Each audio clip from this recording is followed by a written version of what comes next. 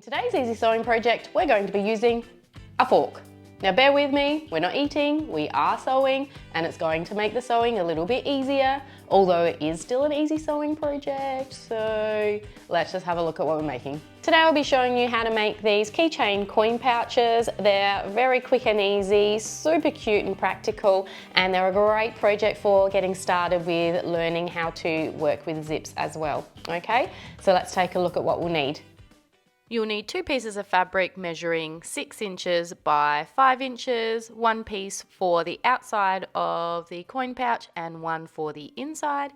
You'll need 5 inches of zipper tape and a zipper pull, matching thread, key fob hardware and the pliers, and don't forget the fork. You'll also need some other basic sewing supplies and a sewing machine. Today I'll be using the Singer Heavy Duty sewing machine, but you can use just about any machine, including the 12-stitch mini sewing machine. So first up, I'm going to start by marking the midpoint of the inside lining fabric. So that should be at about the 3-inch mark, and I'm going to mark a line at the top and the bottom, and you'll see why later on in the tutorial. Next, I'm going to lay the outside piece of fabric with the pretty side or the right side facing up, and then I'm going to line up the zipper tape with the edge of that fabric. Make sure the right side of the zipper tape is facing down. And lastly, I'm going to layer the inside fabric with the right side facing down. Next, I'm just going to place a couple of clips on the end here to hold those layers together. You can use pins here if you like. Now, before I start sewing, I'm going to remove the standard sewing foot and put on the zipper foot. I'm going to have the sewing machine on a straight stitch at a 3-stitch length. The width will stay on 0, and I'm going to put the needle all the way over to the left. And now I'm ready to sew. So I'm going to place the layers of fabric under the zipper foot with the edge of the zipper lined up against the zipper foot. I'm going to use the hand wheel to do 1 stitch manually. And then after I've done a couple of stitches forward, I'm going to back stitch to the beginning. You might need to pull the thread tails just to help the machine grab that fabric and start pulling it through again. Just make sure the zipper foot is lined up against that zip all the way down, and make sure to reverse stitch at the end as well. Next, I'm going to separate the layers of fabric. So I have the right sides of the fabric facing out, and I'm going to fold them away from the zip. And we're going to get ready to take this back to the machine and do a top stitch. This time I'm going to line up the edge of the fabric with the side of the zipper foot. And like before, I'm going to use the hand wheel and turn it towards me to do a manual stitch, and then a few stitches with the foot pedal, and then I'm going to reverse stitch back to the beginning. And then I'm going to sew all the way down, making sure that the edge of that fabric stays lined up with the edge of the zipper foot, and then making sure I do a reverse stitch at the end as well. And there we have the nice straight top stitch. Now I'm going to get ready to do that all on the other side of the zip. So I'm going to lay the fabric flat again so I have right sides facing up, and then I'm going to bring the edge of the zip over so it's lining up with the edge of the top fabric. Make sure the right side of the zip is facing down, and then I'm going to fold the lining fabric over so it's lining up with the edge of the zip as well. Once it's all lining up, I'm going to add a couple of clips just to hold it all together. And this is what it should look like before you head back to the sewing machine. Let me just snip these thread tails while I'm here.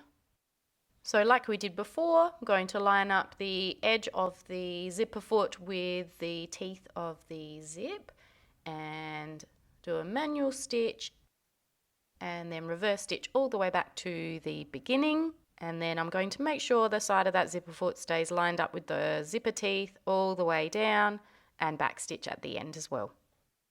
Just going to snip off all the thread tails while I'm here. Next, I'm going to separate the zipper teeth. So I'm carefully going to pull them apart all the way down.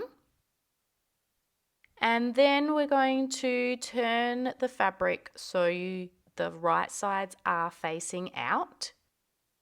And then we're going to head back to the machine and do a top stitch down the other side of the zip. We're going to follow the same steps as before, so lining up the edge of the fabric with the side of the zipper foot. We're making sure we reverse stitch all the way back to the beginning of the fabric. Stay lined up with the edge of the fabric all the way down and reverse stitch at the end. So now both sides should be sewn on with the nice top stitching as well. So grab that fork and the zipper pull now, and I'm going to place the zipper pull in between the middle prongs of the fork. So you should have the back of the fork facing you and the back of the zipper pull facing you as well. So guide one side of the zipper teeth down into the zipper pull. Make sure you've got your lining fabric facing out, and then bring the other side of the zipper teeth down into the other side of the zipper pull. Make sure they're lining up at the bottom, and then give them a gentle pull at the bottom to bring them through the zipper pull. Make sure the zipper pull is about halfway up, and then you can pull that off the fork. The fork just makes it much easier. Now, of course, you can do it without the fork. You just need to get your hands working together. Now keep in mind, I'm left-handed, so I'm doing most of the holding with my right hand while my left hand is trying to maneuver the zipper pull. But it is possible with a little practice. The fork just makes it that little bit easier to hold everything all at once. Now just make sure you don't pull that zipper pull all the way up to the top. Leave it at about the middle. Now we don't need the zipper foot anymore, so we're going to remove that one and put the standard presser foot back onto the machine. And we're going to put the needle position back into the center. I'm lining up the edge of the fabric with the edge of the presser foot, and I'm going to sew a seam all the way down, remembering to backstitch at the beginning and at the end as well. Apologies for the out of focus camera here. I'm going to use this opportunity to snip the thread tails. If your edge is looking a little bit messy, then grab some scissors to trim and tidy it up.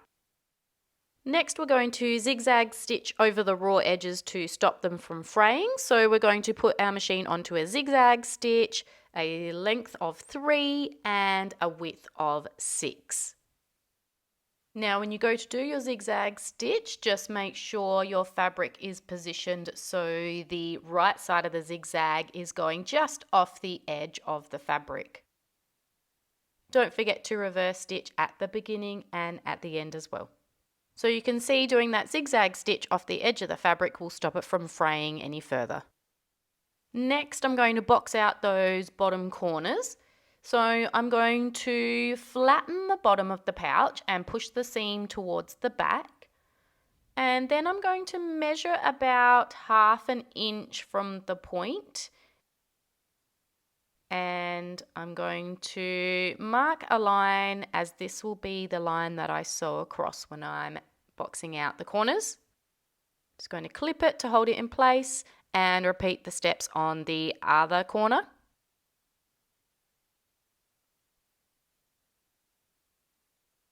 Now I'm ready to take this to the sewing machine and sew a straight stitch along those lines. Don't forget to put your machine back onto the straight stitch and a stitch width of 0. So now we're going to sew along both of those lines, making sure to backstitch at the beginning and the end as well.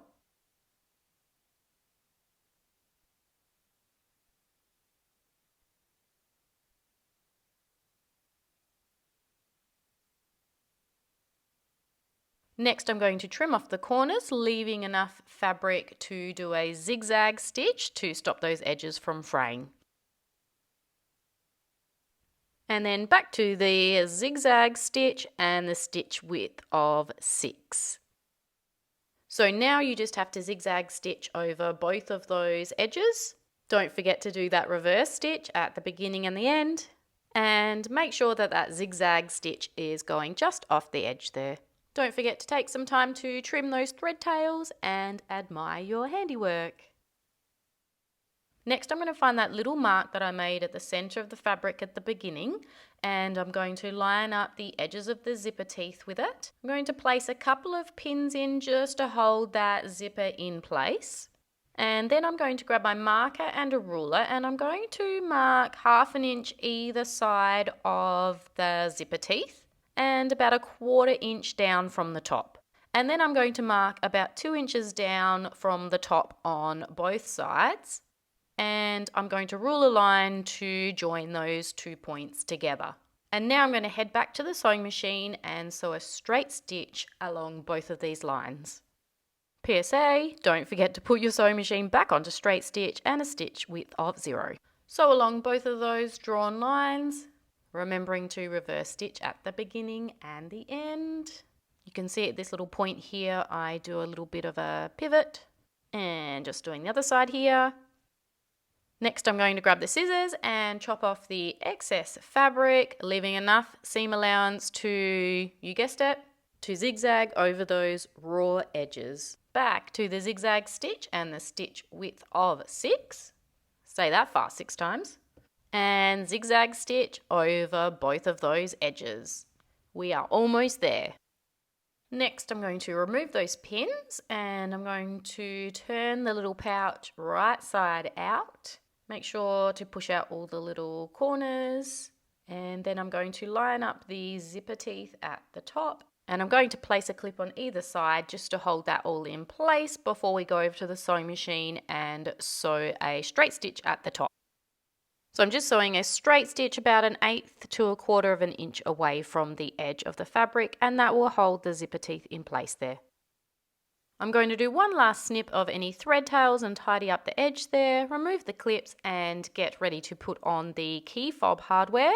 So I'm going to position the little pouch in place, and before I fully clamp it on, I usually just like to check to make sure that it's all centered and looking fine. Then I'm going to do the full press to clamp it right on, and there we have it, it's all done. Now you can make a whole heap in all different colours for everyone you know. Thank you for sticking around right till the end. I really do appreciate it. If you're looking for any links to the previous tutorials using the key fob hardware, I'll pop them in the description and the comments down below. Thanks for watching, and I'll see you next time. Happy sewing. Bye.